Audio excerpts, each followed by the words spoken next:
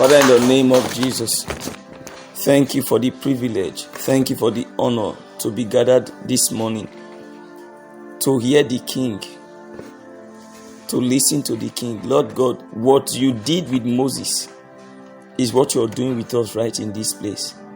Those special 40 days that you were talking to his ears, Lord, it's an honor to hear from the King. It's an honor to be in a conference with the King. It's an honor to be separated to hear God. The people in the days of Moses were not able to bear those words. When you began speaking, their ears thundered. Thank you for the grace to hear you. Thank you for the grace to understand you. Minister to our needs. Amen. Minister your pleasure. Amen. Communicate your will. Amen. Communicate your purpose. Amen. Establish us in the grace. Amen. Establish us in the faith. Amen. Establish us in righteousness. Amen. I arrest these spirits that are against the purposes of God, that hinder the plan of God, that hinder the word of God, Amen. that hinder the people of God, Amen. that resist influence and resist truth in this place this morning. Amen. In the name of the Lord Jesus, Amen. I prophesy that every truth of God will prevail. Amen. In Jesus' name. Hallelujah. Please, no chair should be left vacant. So you sit from the front towards the back. Hallelujah. We are rounding off the root and end of pain this morning. Hallelujah. And then we'll take other series in the teachings. Glory to God. Yesterday we began to look at the origin of the pains in your life, the origin of the challenges in your life, the origin of the defeats in your life. Hallelujah. I've already started ministering. Please pay attention. So we found out that families are not just defeated. People are not just defeated. We found out that people are not just struggling. There's a root. There's an origin of the struggles in your life. Why is life so hard for some people? Sometimes when you come around people, you realize how tough life is. Then you begin to ask yourself, are we living in the same world? Why is life so impossible for some people? Why is there so much resistance in some homes, in some families? Why is heaven shut in some places and open in other places? The experience of some people is closed heaven. The experience of some families is closed heaven. They keep praying and there is no answer. Why? Glory to God. Hallelujah. We found out that no matter how much a man has walked with God, when he begins to miss it, he begins to return back to hardship. So we realize that the origin of pain is the absence of the Lord in the scene. The fear of your adversaries is the presence of God. In the Old Testament, whenever they brought the ark of God into the midst of the people, it doesn't matter whether it's at the middle of the battle or at the beginning of the battle. Once the ark of God shows up, the enemy receives fear. Hallelujah. The presence of that ark is the fear and dread of the adversary. Hallelujah. That was the situation, the case in the Old Testament. In other words, the presence of God in your life makes your enemies afraid. The presence of God in your family makes those enemies, the forces that are coming against you, afraid. The presence of God makes everything around you to favor you. That's the reason why some people are so favored. Hallelujah. Praise God. Upon a certain time, that very ark of God was brought to the battlefield. But you see, something had gone wrong. It was in the days of Eli. Eli was the priest, and his children were messing up. Hallelujah. They were messing up seriously. They were messing up with ordinances, messing up with divine instructions, messing up with divine settings and setups, messing up with every wisdom of God that God had left in place with Moses. Moses was dead, but the ordinances were alive. Hallelujah. But they pushed them aside. So they went to battle against the enemy, the Philistines. And they brought the ark of God, but God was not there. The ark was not God. The ark was supposed to be a symbol of the presence of God. Hallelujah. They brought the ark to the battlefield. The Bible records that when the Philistines saw the ark of God, fear gripped them. They were afraid. The fear that gripped them was not God making them afraid. It was the normal thing. They've had an experience with the coming of the ark. They've had an experience of how it is when you meet the people of God. They've had an experience of what you suffer when you touch the people of God, or when you are up against the people of God. Why is it that some people are not afraid to touch some pastors or some Christians anymore? The reason is because they, along the line of their life, they met some pastors, they touched them, and they went scot-free. Nothing happened. They touched some believers in their places, in their schools, in their workplaces, as neighbors, in their vicinity, and nothing happened. When you insult a man of God and nothing happens to you, you will see the need to talk to another man of God without being afraid. When you slap a Christian and your hand does not dry up, you will look for another Christian to slap. The day you slap a Christian and your hand withers, or from that day your fingers don't move again, you will understand the fear of God. Glory to God. Hallelujah. We have a reason to carry God. Listen, we have a reason to carry God. If you don't carry God, you will be a mock representation of the Christian identity. You will misrepresent us. Hallelujah. Yes, they will touch you and they will go scot-free. The Lord said concerning his people, touch not my anointed and do my prophets no harm. There are some of God's people that can be touched and no harm will come to you. You will touch them, you will go free. The way you touch an ordinary unbeliever, some believers are that empty. They are completely empty. Fine face, empty spirit. Hallelujah. Fine makeup, empty spirit, empty inside. Fine handbag, empty hand. Hand that can't heal cancer. Hand that can't heal the sick is an empty hand. That's what some of us are carrying. Empty people as Christians. So when the unbeliever in your house, or the people who are not committed to God in your house, when they see you, they don't see God. They see an ordinary human being. Hallelujah. They even stole your cloth recently. Hallelujah. Just imagine. They stole your cloth. You hung it on the line. They stole it and they didn't bring it back. Your cloth is supposed to be like the ark of God. If they touch it, wherever they take it to the place we burn, the fire and the heat it will create in that house for that person. For the next 1 month, we make him return the cloth. They took the ark of God. As at the point the Philistines took that ark, because God's presence, the person was not there. After they were afraid, they noticed that nothing is happening. Normally, when they get afraid, something starts happening. Something begins to happen to know that God is here. Nothing was happening. So they started approaching Israel. Their soldiers started approaching, and nothing was happening. They were approaching, nothing was happening.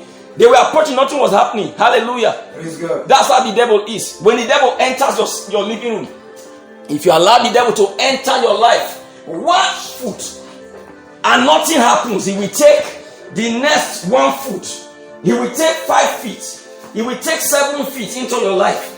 One day he will be in your life 25 feet in your life. Very deep and wide into all that concerns you. Hallelujah. Praise God. So they began to creep into the territory of Israel. The soldiers were moving forward. Nothing was happening to them. Normally, there's a point of the battlefield they get to. Even if the people of God are not fighting, the fight begins. Hallelujah. Most of the fights Israel fought and won, they didn't fight by themselves. Hallelujah. Their God was in their midst. Glory to God. God is called a mighty man in battle, a mighty man of war. Hallelujah. How come you are losing the fight in your life? Why are we talking in this light? Because this month, this is our emphasis. It's almighty victories and effortless conquests and effortless victories. Hallelujah. That's the month we are in. It's the month of God stepped in.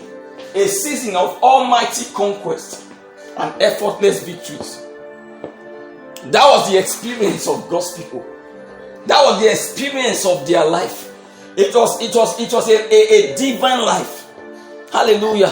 When you read the words of Peter, Peter says, says we are partakers of the divine nature, having escaped the corruption that's in the world through lust. How come partakers of the divine nature are not experiencing the divine life? The life in Christ is not a church life. Hallelujah. It's a life of signs and wonders. Glory to God. Hallelujah. The life in Christ is not a religious life. It's a life that carries God's presence and power everywhere it goes to. Hallelujah. Praise God. That's the life in Christ. It's a wondrous life. It's a life that's an enigma. A life that people around you keep trying to fathom. What kind of lady is this lady? What kind of young man is this man? We just can't understand the root of his stability in this world that swallows people. Hallelujah. When I came to Elisha, I realized that the land is a land that swallows its inhabitants. Hallelujah. The Bible talks about the land that swallows her inhabitants. But there are people that cannot be swallowed. Glory to God. Hallelujah. They enter a place, they swallow the place. Glory to God. Hallelujah. You enter an office that swallows people. In other words, when people come to that office, they don't remain the same. You enter there, you swallow the office. You enter a school that swallows people. You get admission. You are aware that anybody who comes to this school becomes corrupted. You enter that school, you swallow the school. Hallelujah. Praise God. That's how it works with us. So when the Philistines approached unto Israel, progressed unto Israel, and nothing was happening, they grabbed the ark. Can you imagine? The ark God said no man should touch. The ark that normally when God's people touch it, they die. Uncircumcised Philistines touched it. They didn't die. They grabbed the ark. They took it, put it on their head and ran away. Hallelujah. They started shouting, hey! We carried their God, because they thought that was the God of Israel. Yes. They're like, wait, you mean we have their God? They said, yes, we have their God. With Eli the priest, he was an old man, 98 years old. When he heard that the ark of God was kidnapped, because it had never happened, it's the first time and only time it happened in the history of Israel. It didn't happen a second time. It's an abomination. When he heard that the ark of God was taken, he fell down from on top of the seat he sat and died. What killed Eli was not the news of his sons that died. It was the news of the ark that was missing. How will it be priests where God is absent? Like having morning devotion where God is absent.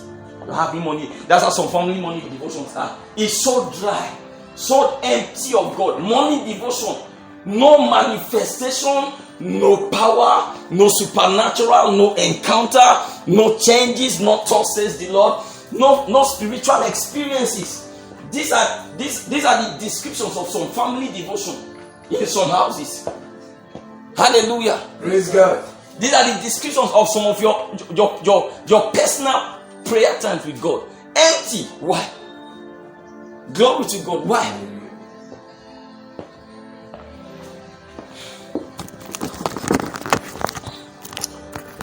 First Samuel chapter 3. If you are not with your Bible, you share with somebody. You are not allowed to sit down without a Bible. It's not allowed. You must stop that spiritual bad habit. Those are the things that lead to the kinds of things we are talking about. When you consistently are like that, a time will come where your life will be empty of God. You will be going to church, but nothing happening in your life. First Samuel chapter 4. In chapter 3, the Lord was warning. Are you ready? Yes, sir. Want to read some very dangerous things, very dangerous information. This information, when they come into your spirit, you will look for God. You will look for God. Listen, you have no choice. If you don't have God, you will be empty in this life. I don't care where you are working, where you got a job, who you get married to, how far your life tries to go. You will be empty. Even on top, at the top, you will still be empty. As president of the country, you will be empty. Listen, there is no greater fear a man can have than the emptiness of God. Hallelujah.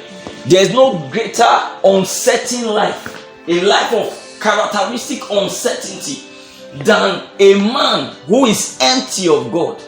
Every journey will be in fear. If you are on the airplane traveling from Nigeria to US, you'll be afraid. If you are returning back from US to Nigeria, you will be afraid. If you are in the bus going from Ilesha to Lagos, you will be afraid. From Lagos to Ilesha, you will be afraid.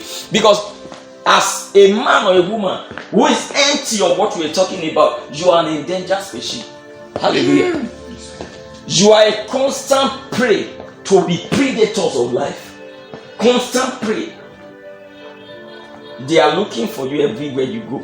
Looking for the slightest opportunity to snap you. Hallelujah. You have no choice than to carry God. Men that seek after God are not people who are jobless. They are people who have found the most important thing in life. What is more important than your creator? What are you talking about? Hallelujah.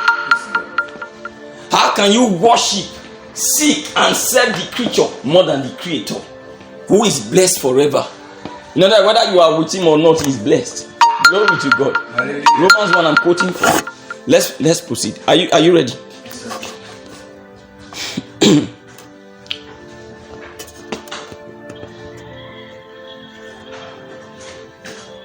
From verse 1. First Samuel chapter 4 from verse 1. And the word of Samuel came to all Israel. Now Israel went out against the Philistines to battle and pitched beside Ebenezer, and the Philistines pitched in Aphek. See where they are pitched? Ebenezer. It's supposed to be a place of help. Ebenezer means help. Marvelous helper. God our helper. Hallelujah. Are you there? Yes, verse 2. And the Philistines put themselves in array against Israel. And when they joined battle, Israel was smitten before the Philistines. They slew of the army in the field about 4,000 men. And when the people were come into the camp, the elders of Israel said, wherefore hath the Lord smitten us today before the Philistines? Let us fetch the ark of the covenant of the Lord out of Shiloh unto us, that when he cometh among us, it may save us out of the hand of our enemies. It may save us. It may save us. It may save us. They went to the battlefield first on their own. Hallelujah. So the enemies beat them the way they dealt with Joshua and his men yesterday that we looked at. So they ran with their backs facing the enemy. Then they went to carry their ark, the ark of God, and said, maybe God will see this one and save us. Now let's see what happened. Are you ready? Yes, sir. Verse what? 4. Verse 4. So the people sent to Shiloh that they might bring from thence the ark of the covenant of the Lord of hosts, which dwelleth between the cherubims. And the two sons of Eli, Hophni and Phinehas, were there with the ark of the covenant of God. And when the ark of the covenant of the Lord came into the camp, hear it, all Israel shouted with a great shout, so that the earth rang again. The place was vibrating with their shout. That was what happened. Now look at it.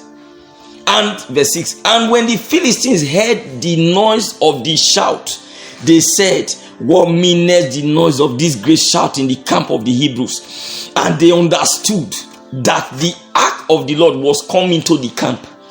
And the Philistines were what? Afraid. That's like when they see you with your Bible. They are afraid at the first. That means that this one is Jew. This is a child of God. She has a Bible. If an armed robber comes to a house and meets a church sticker on the door, the first thing is he is not too comfortable. It brings him some discomfort. But, it won't take time. If there is no presence there, if it's just an empty sticker, if it is the person inside doesn't represent the sticker outside, or the sticker outside does not represent the person inside, two cannot work together except they be agreed. The robbers won't stand long at the door. They will break the door. They will soon realize that it's an empty sticker. They may even tear the sticker. That's what happened here. Glory to God. Hallelujah. They were afraid. When a witch enters a house to oppress at night and sees Bible on somebody's bed, or in the living room, on the couch, or by the person sleeping, the first thing that happens to the witch is discomfort. The witch is not sure. Bible, that's supposed to be a threat, but not all Bibles can threaten a witch. Yes, sir. The witch will soon search if the thing in the Bible is in the person. Hallelujah. When they realize that no, there is no force. There is what we call force. Is the light that radiates around believers, that is invisible to the believer but visible to the wicked.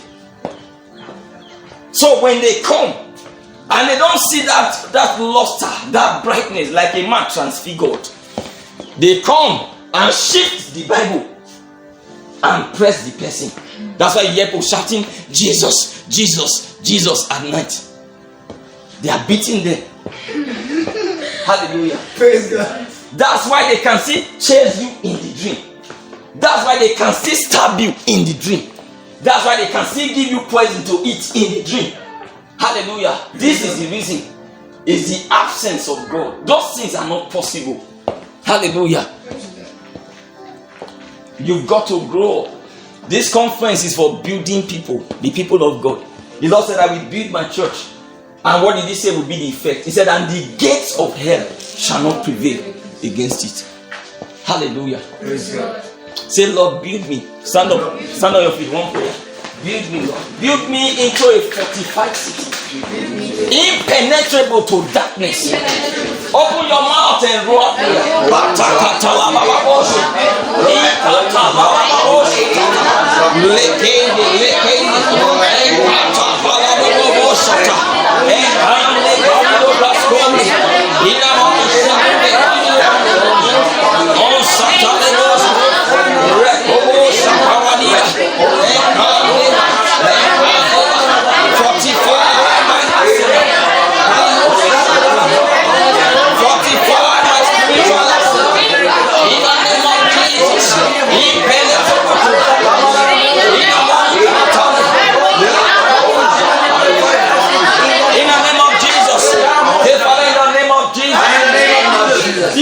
Into your strong city. Build me into your strong city. Open your mouth and pray.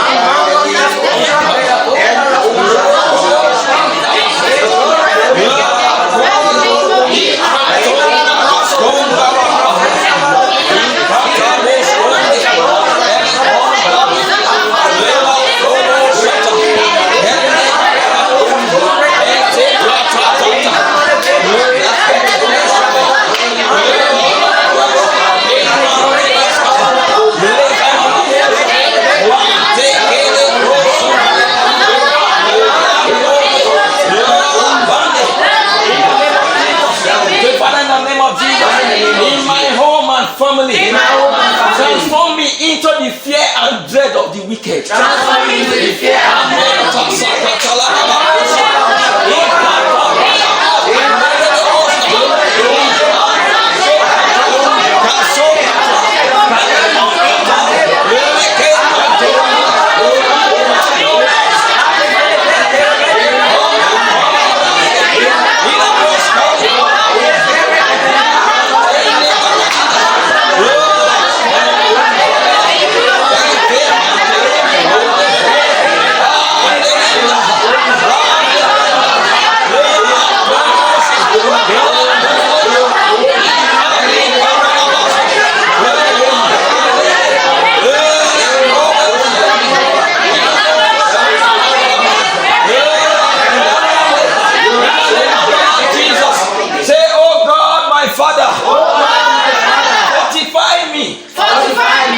Fortify my spiritual arsenal. Fortify my spiritual arsenal. Begin to pray.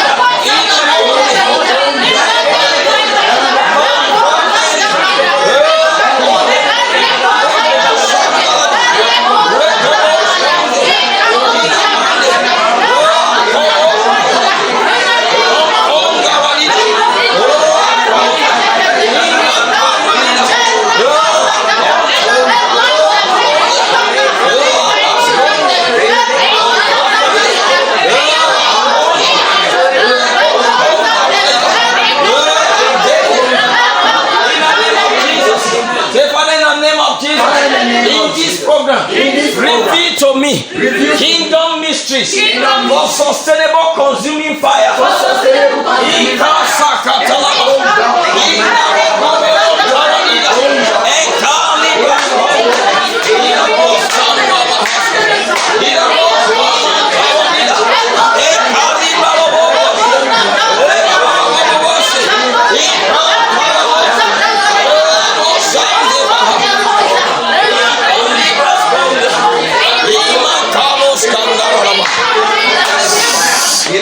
Sit down.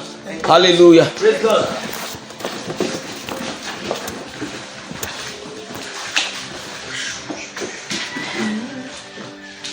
Verse 6.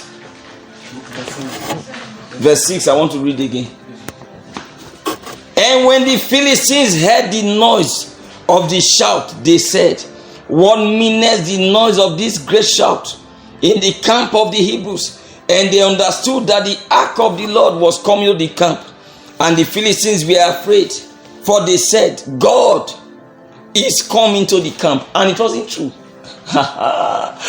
Oh, that's what they see when they see a Bible. That's what they see when they see these icons of Christianity. When they see a church, they say God is here. These days, they even kidnap people inside church. These days, they even kill people in church. They come to church and rape people these days. And kill the people. Wait, church? How? Where? When? These days, they plant bombs in church and bomb churches these days. Hallelujah. There are places some bombs cannot blast. Hallelujah. Praise God.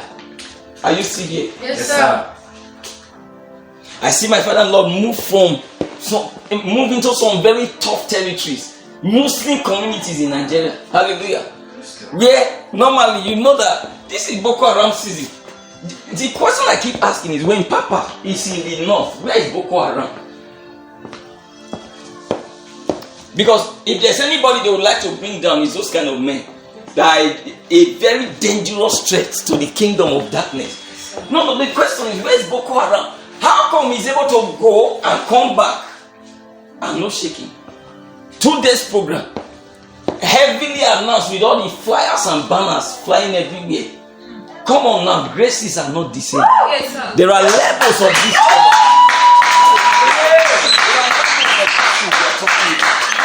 There are Ramos, Kabalabo Shakata. I feel an anointing on me. In the name of Jesus, receive a fortification. Upon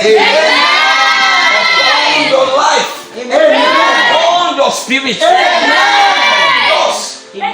your family. In the name of Jesus. Be the fear of every adversary. In the name of Jesus. Rise on your feet. You can sit down. My God. How is it possible?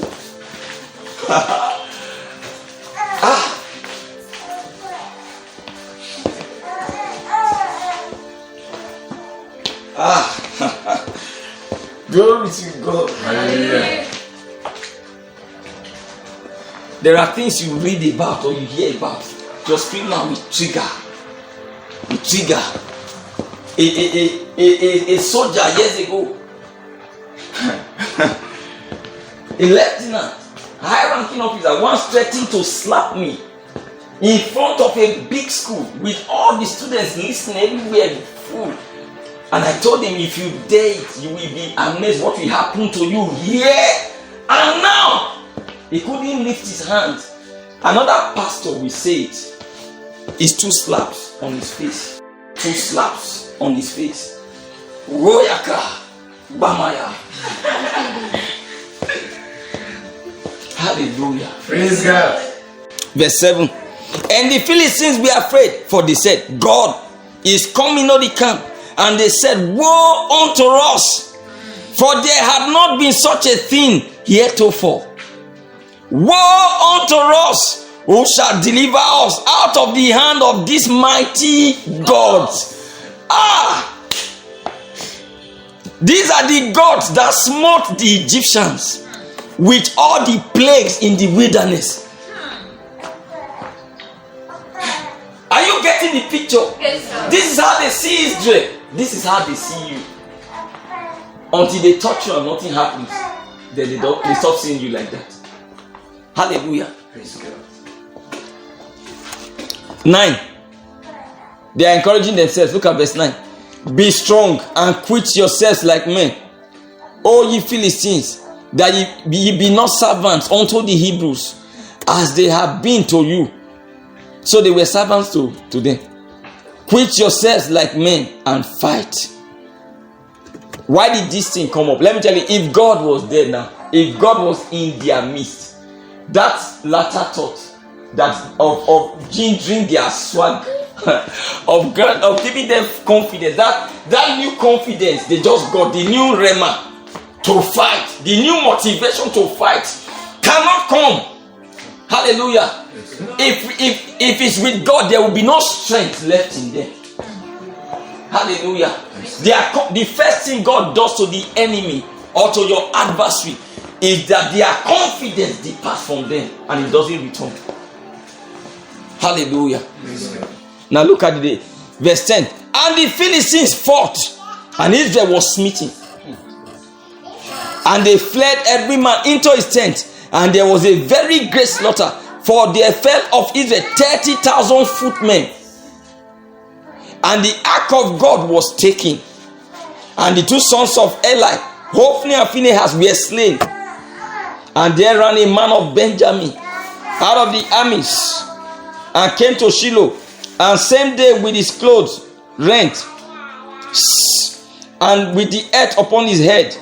And when he came, lo, Eli sat upon a seat by the wayside watching, for his heart trembled for the ark of God. And when the man came into the city and told it, all the city cried out. And when Eli heard the noise of the crying, he said, what meaneth the noise of this tumult? And the man came in hastily and told Eli. Now Eli was 98 years old, and his eyes were dim, that he could not see. And the man said unto Eli, I am he that came out of the army, and I fled today out of the army. And he said, what is there done, my son? And the messenger answered and said, Israel is fled before the Philistines. And there had been also a great slaughter among the people. And thy 2 sons also, Hophni and Phinehas, are dead. And the ark of God is taken. Now, they brought 4 reports. Listen, 4 reports. Report 1, Israel is meeting before the Philistines. Report 2, be saying it.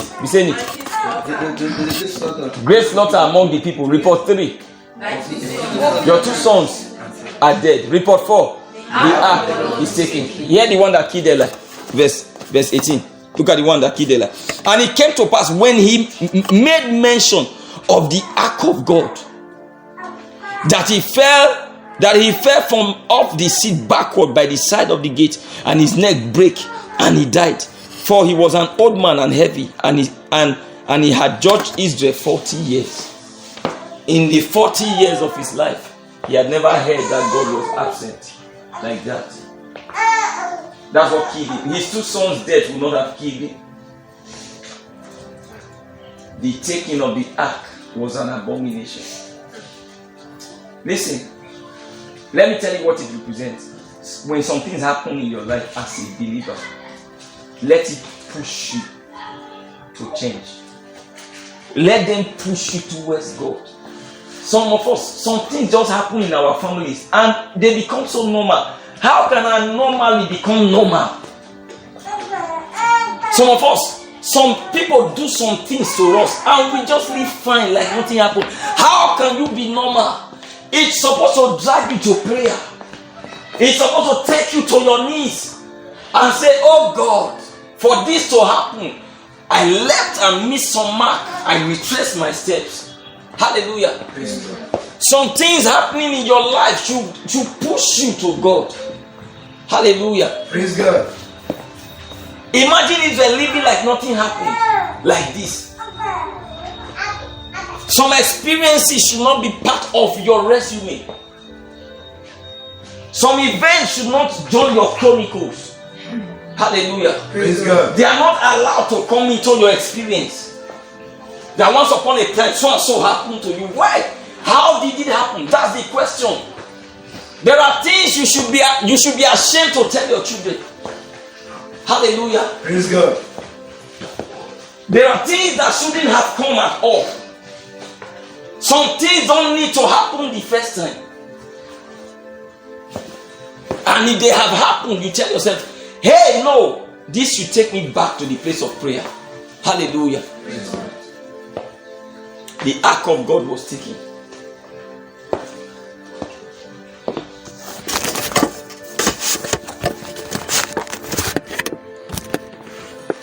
These are the steps. When you notice pain in your life, prolonged pain in your life, anomalies in your life, things are not working in your life, you've been in a long season of emptiness, a long season of struggles, these are the steps to take. Step 1. Return to the word and read it line upon line, precept upon precept. Remember where this teaching started from. It started from the things that were written aforetime, were written for our learning. In the Old Testament, whenever men experience defeat, what they do is that they go back to the book of the law. Hallelujah. They go back to the book of the law to read it line upon line, precept upon precept. That's the first thing they used to do. Hallelujah. Praise God. The Bible tells us in the days of Josiah, the king, who was 8 years old when he began to rule, pay attention, that things were not working. A lot of anomalies. Listen, the working of things did not cease in the days of Josiah. Things have been rough for some years through the fathers Josiah took over from. That's like a family described. You are born in a family where things are not working. It is not in your time that things stopped working. When you dug into the history of that family, through your dad, through your mom, through your brothers, your elder ones, through your aunties, your aunts, your uncles, you realize that it is the same prevalent situation in that family. Then the last time things were fruitful, fat and flourishing in that home is a long time ago, like 3 generations ago. That's what you found out. That was the case of Josiah the king. Josiah did not even know that there was anything like the book of the law. He was born a king who was never told anything about God. He didn't know anything. His own walk with God was simply religious. He had not seen the book of the law before. He didn't even know there was a book where God wrote ordinances, line upon line, precept upon precept, how men live successfully. That's what the word of God is. The word of God is a book that where God shares his thoughts about how to live without defeat in this life, how to live without failures in this life, how to live riding upon the high places of the earth. The things you find in this book are covenants to greatness. The things you find in this material are secrets for the higher life. Irrespective of who you are or what you do or where you stay. Hallelujah. Praise God. Even if you are a businessman, this should be your best book for business. It will turn your business over and it will give you profit and returns on investment over and over again in increasing measure. If you are a politician and you want to learn how to be an outstanding politician, an outstanding leader, this is what you need. Every other book should be a support.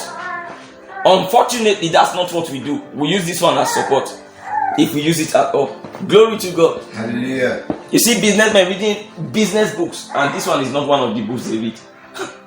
Glory to God. Hallelujah. Are you still here? Yes, sir. So, Josiah was not aware there was such a book.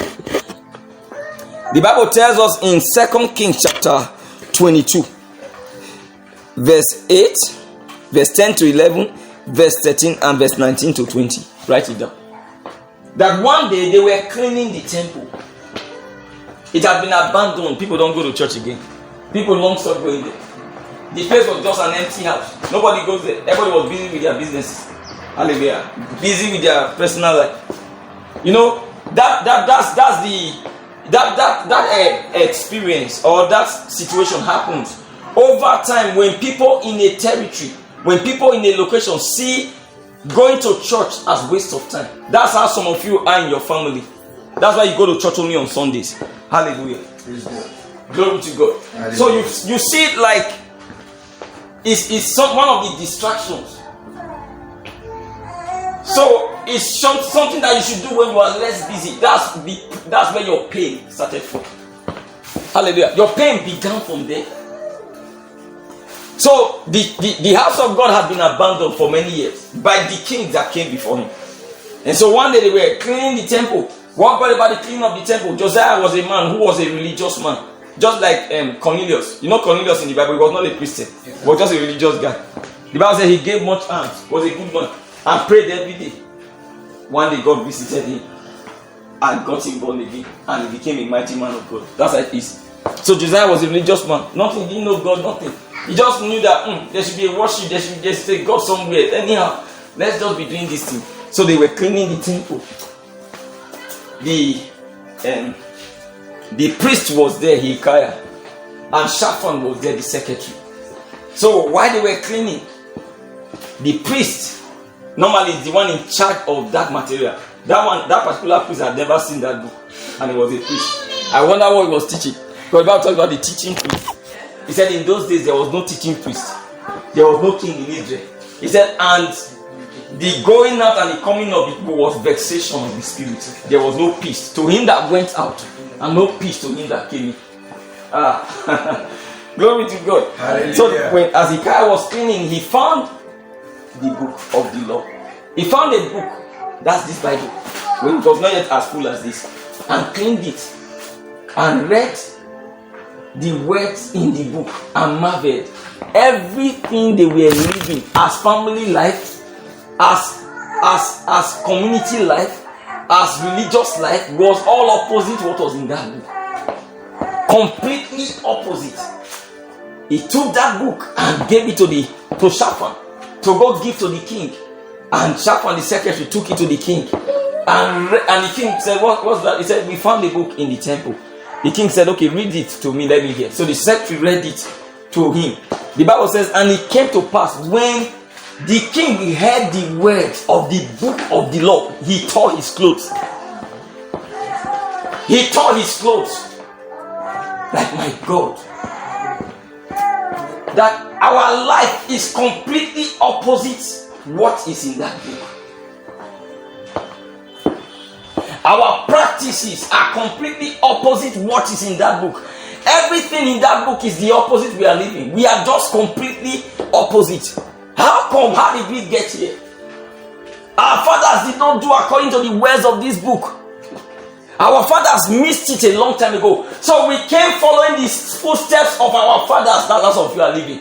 You are living on the instructions of your dad, of your mom. You are just another program of your dad.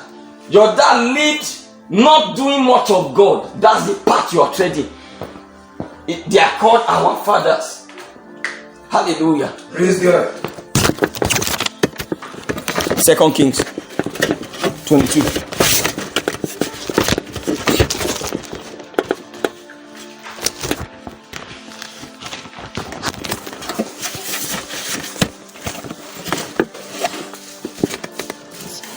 No need, I won't read it because of time. Hallelujah. Let me just read the way my father-in-law does it. Hallelujah, so I can speed this up.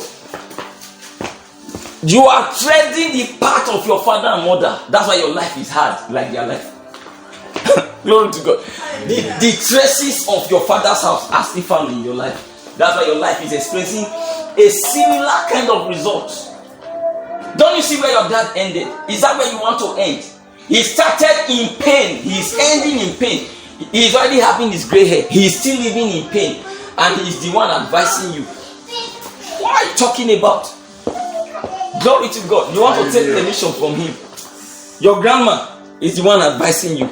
Your grandpa is the one advising. A failure is advising you about success. What are you talking about? And you are listening. You are listening. Seriously, you are careful to talk to share your newfound faith with them. Now that if you share it now, they will say that so you are changing church. You want to leave our church. What did our church do in their life? What Christian did he make of them? Paul was writing one time to Timothy. He said, when I remember the unfeigned faith that was in your grandmother Lois, that was in your mother Eunice, I perceive that this faith is in you also. Hallelujah. He called it unfeigned faith. There are people who have exceptional faith, exceptional expressions of the faith. Firebrand Christians. Yeah. Your grandmother or your grandfather is not one of them. So don't follow that path. What are you talking about? Hallelujah. Praise God. And the king said, we have not done according to the words of this book. He tore his clothes. Throughout that day he was on fast. He mourned. That's what we are supposed to do with the word of God when it comes to us, revealing to us the areas we have missed it.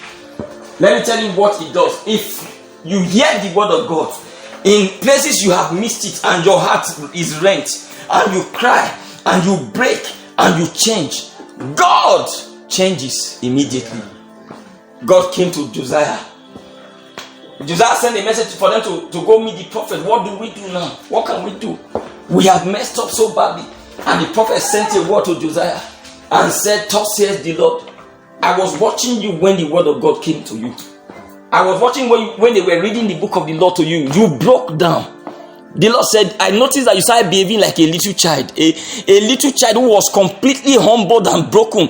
The Lord said, for that reason, all the evil that we are supposed to follow as consequences upon that deviation in your time and from the time of your fathers, you won't reap the consequences. They are postponed to the next generation because of you. That's what God told Josiah. Come on now, that's a covenant. He keeps covenant. Can you remember when he made a covenant of peace with a man? Hallelujah. For an act he took action about. That's how God is. God said, Josiah, the way you behaved under hearing the word is the way I expect people to behave when they hear the word. You see Christians, some that you teach a message, you share a message with them, they hear the word, some still remain obstinate, like they are not the ones they are talking to. Hallelujah. Glory to God. Hallelujah. That's why your pain continues. Don't you get it? The pain will continue. That's how it continues. That's how to prolong or postpone pain. Hallelujah. The Lord said to Josiah, the evils will not be done in your time. I postpone the evil. You know that you will no longer be experiencing evil in your land. Just for your time. You know that when you finish as king, the day you leave the throne, I bring the evil back to the land. Because of you, listen, your family can experience prosperity. The Bible says, upon a certain time, there was a man called Othniel who judged Israel for 40 years, and the land had rest for 40 years. When he died, the pain came back. Hallelujah. Praise God. Even if you cannot sustain prosperity in your family, please, but let it be in your time. Let your time be a reign of God in that family. Hallelujah. Praise God. Let it be so in your time.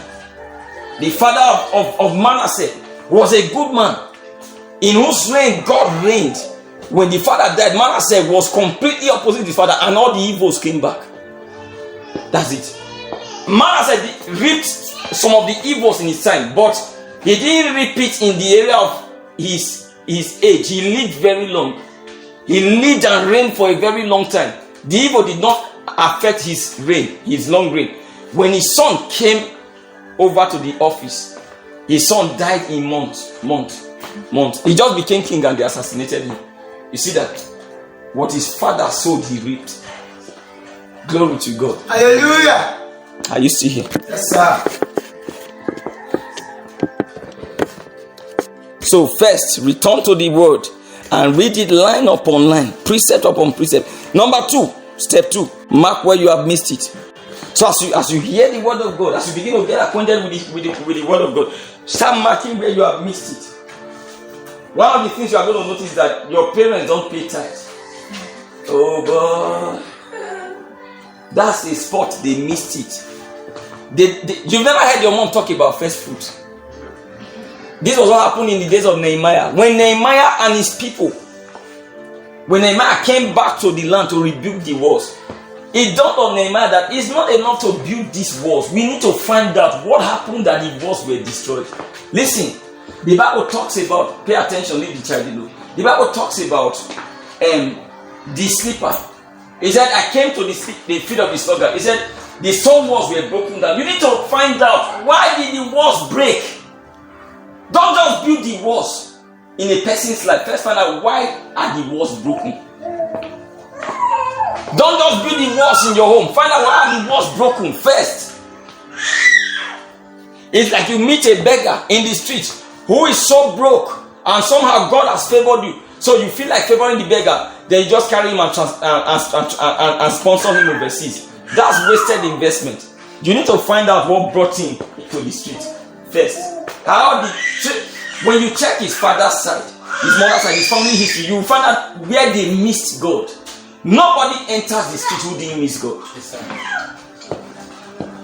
Not even Lazarus, who was at the gate of the rich man. Any man you find begging missed God. Nobody begs who has kept God in his life. David the psalmist says, since I was born, he said, now I am old. I have never seen the righteous forsaken, nor his seed beg for bread. Hallelujah. Praise God. If you are begging, it's because you missed God. If your parents have begged, they missed God.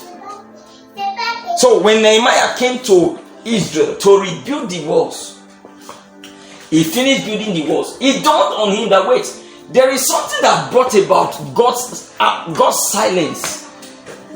When they burnt the temple of God, God was silent. They burnt the house of God and God didn't say anything. They destroyed the walls of Jerusalem. God didn't say anything. Normally God will say something.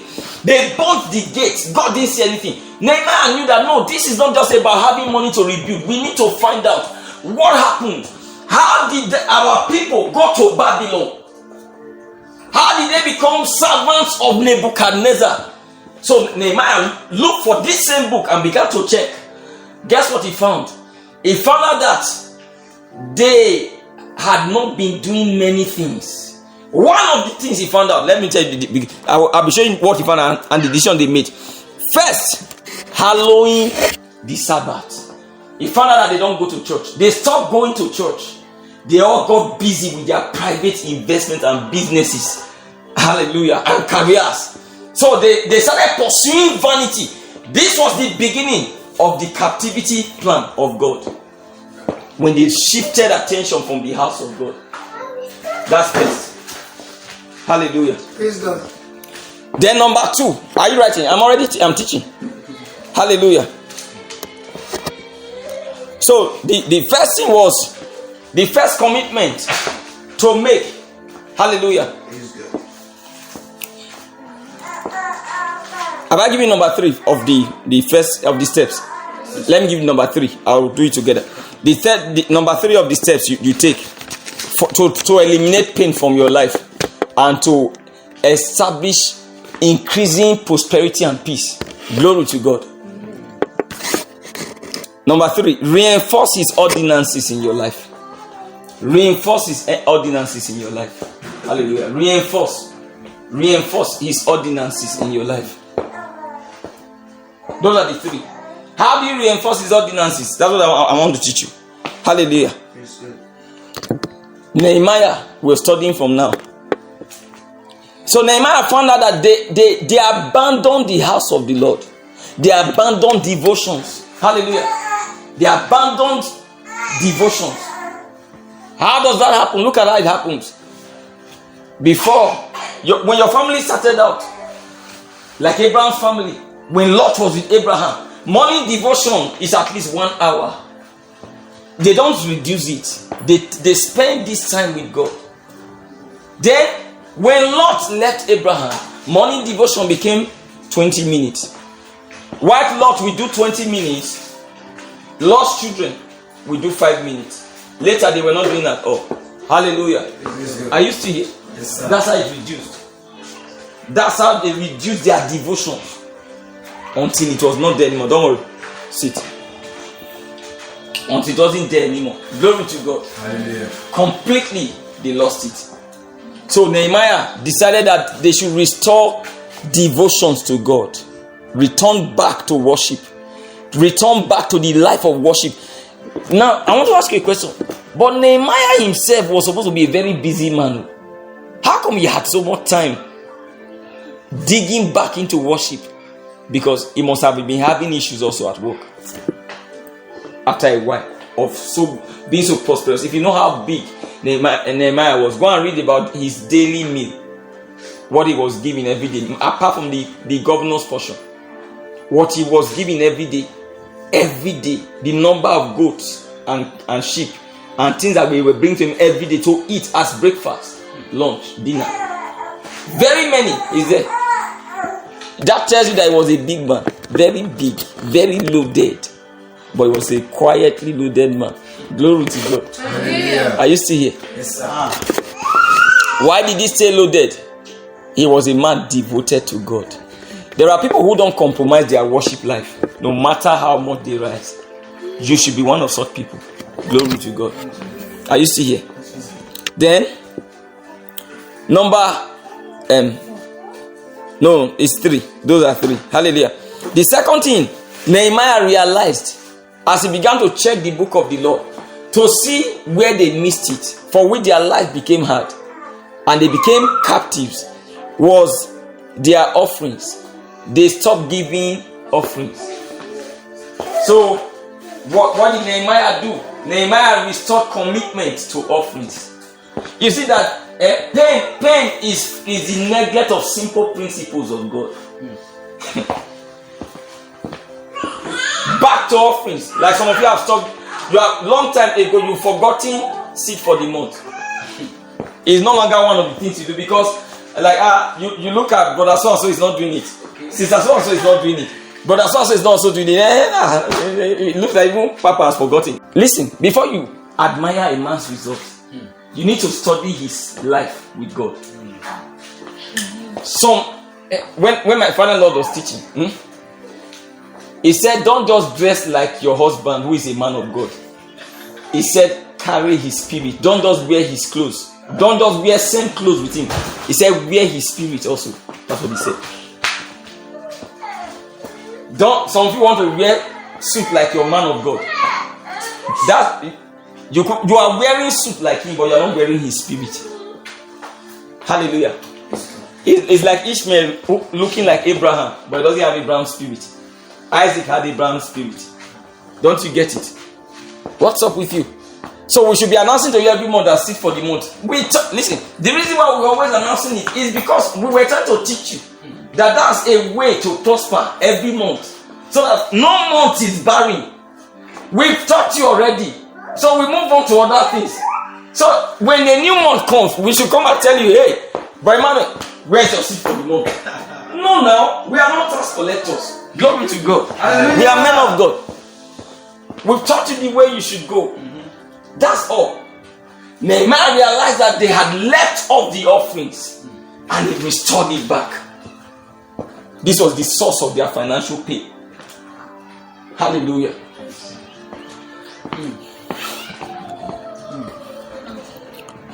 Number 3, Nehemiah realized that they had left off financial ordinances like first fruit and so on and so forth. Well, you can read up Nehemiah chapter 9 and 10. Chapters 9 and 10. That's where chapter 10 specifically, that's where they are. Let me just read one portion of it, a little of it to you. Nehemiah chapter 10. Go there.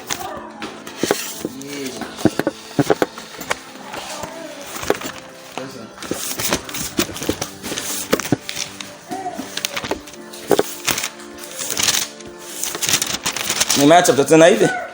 Okay, from 28. And the rest of the people, the priests, the Levites, the porters, the singers, the Nethinims, and all that had separated themselves from the people of the land unto the law of God, their wives, their sons, and their daughters, everyone having knowledge and having understanding, they clave to their brethren, their nobles, and entered into a curse and into an oath to walk in God's law. They are making a covenant to walk in God's law, which was given by Moses, the servant of God, and to observe and do all the commandments of the Lord our God, and his judgments and his statutes, and that we would not give our daughters unto the people of the land. This was something Abraham was doing as at his time. Nor take their daughters for our sons, e.g. marrying a Muslim girl, a Muslim boy, or an FAG guy who is not very into God, but he is not a bad guy. He's just a normal guy. He's a normal guy. Normal guy. You watch the abnormal family you produce from that normal guy. You don't need a normal guy. You need a man of the spirit. You need a person of God as a husband or as a wife. What are you talking about? Normal guy. You met him in FAG. All those people that are godless is where you went to choose from. When Abraham wanted to pick a wife for his son, he sent them to the place of devotion. He said, not among these people. These people don't know God. A marriage to them will destroy another generation. Go and pick a wife for my son. And they brought Rebecca, a woman of prayer.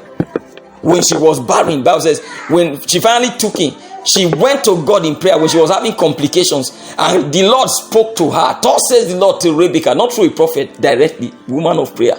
He said, what's happening to my womb? And the Lord said, 2 nations are in your womb. Come on, glory to God. Yeah. Woman of God. Don't get involved with that woman. When there is fire on the mountain in your house, she can't bend her knees and thunder heaven. You are married to a man who, when it's time for devotion, he tells you to go and pray with the kids, and he turns his head to the other side of the pillow. That's your husband. That's a horse. There's no band. Hallelujah. Verse 31. And he be, oh boy, okay, where? Verse 30. And that we would not give our daughters unto the people of the land, nor take their sons their daughters for our sons. And if the people of the land bring ware or any victuals on the Sabbath day to sell, you know that if they are doing market when we are having church service, if they are having meeting in FAG or in my organization, when we are having meeting with the Lord, look at what they said they will not do. They said that we will not buy it of them on the Sabbath or on the holy day, and that we would leave the 7th year and the exaction of every day. Come on now, clap for Jesus.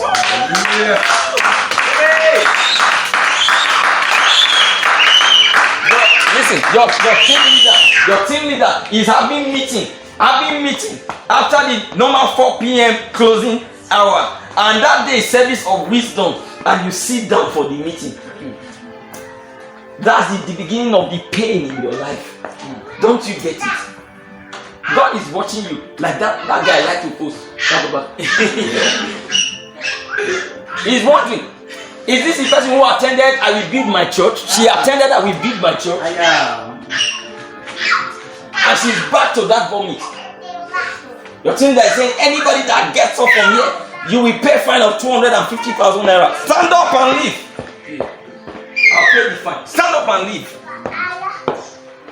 If they seize your phone when you are not yet able to pay it, the phone is the ark of God that carries his presence and power. It's not that empty ark they brought to the camp of Philistines. Fire in his bones, fire in his room, fire in his marriage if he's married. Until his wife tells him, I have suffered many things because of that food. Please return it to her. What is the problem? He said, she's only fine, please give it to her. What did she do? She went to church. No, now leave her, please. For you know, your team leader is not talking about the fine again. He has forgotten about the fine.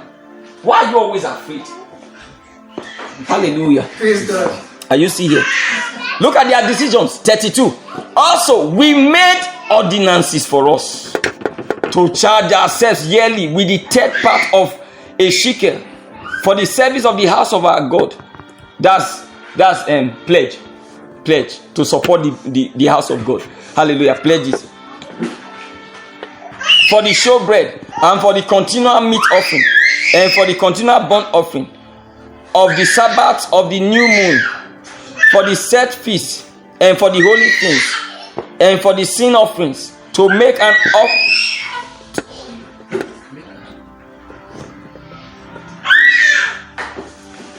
an atonement for Israel and for all the work of the house of our God.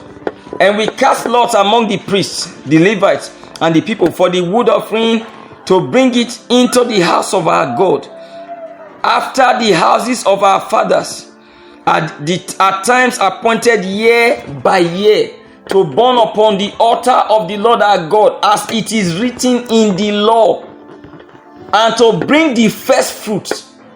Are you seeing it? They were not doing these things again. And to bring the first fruit. Have you ever heard your father talking about first fruit, or your mother? No. And to bring the first fruits of our ground, and the first fruits of all the fruit of all trees, year by year, unto the house of the Lord.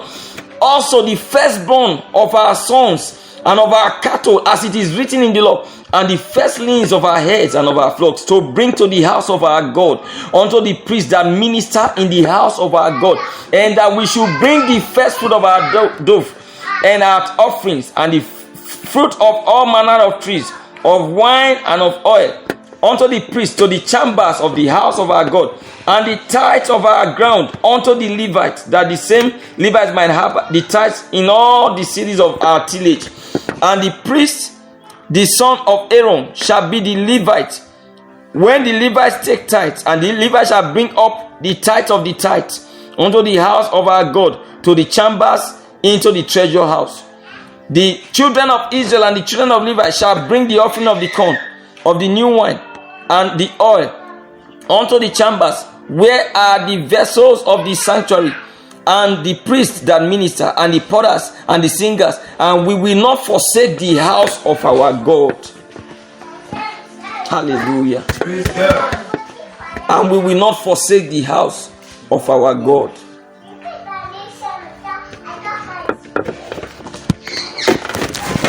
This was what this was the restoration of their worship life, of their life with God, of their destiny in God. That was what Nehemiah was able to do for Israel, and Israel picked up again in prosperity.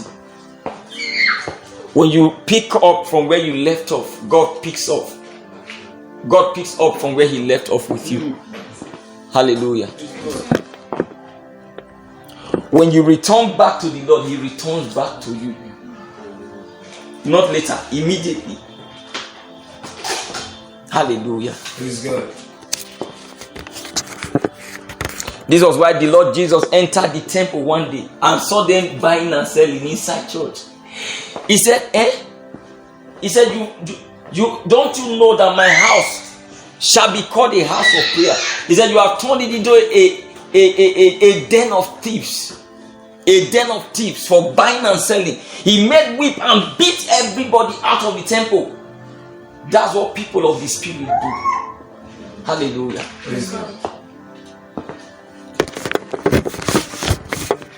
That's where we will live up. Rise on your feet.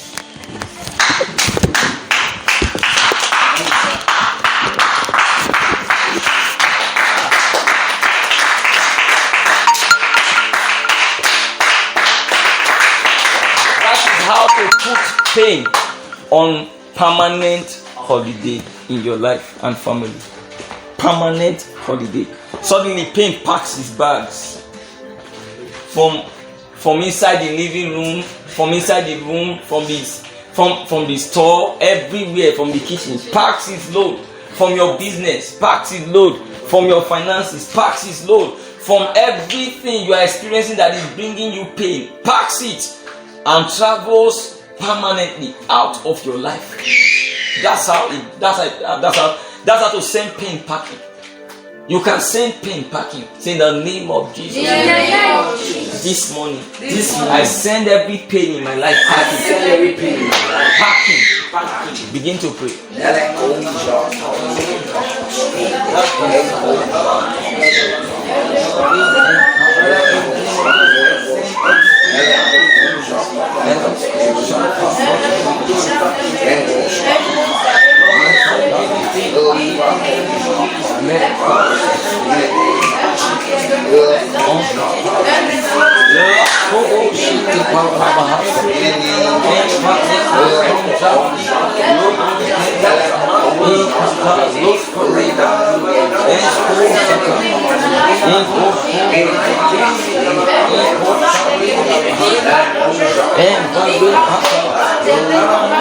In the name of the Lord Jesus. You need to ask yourself, when I was doing it, was I broke? No. You need to ask yourself, because that's how the devil deceives people. You start holding back. When you were doing it at that level, were you broke? That's the question. Were you dry? That's the question you ask yourself. So why are you retracting? Why are you withdrawing? Why are you going back? Hallelujah. Why are you trying to now hold back? Now since you've been holding back, are you better? Hallelujah. I send every pain in my life packing. Pray it. I send every pain in my life packing.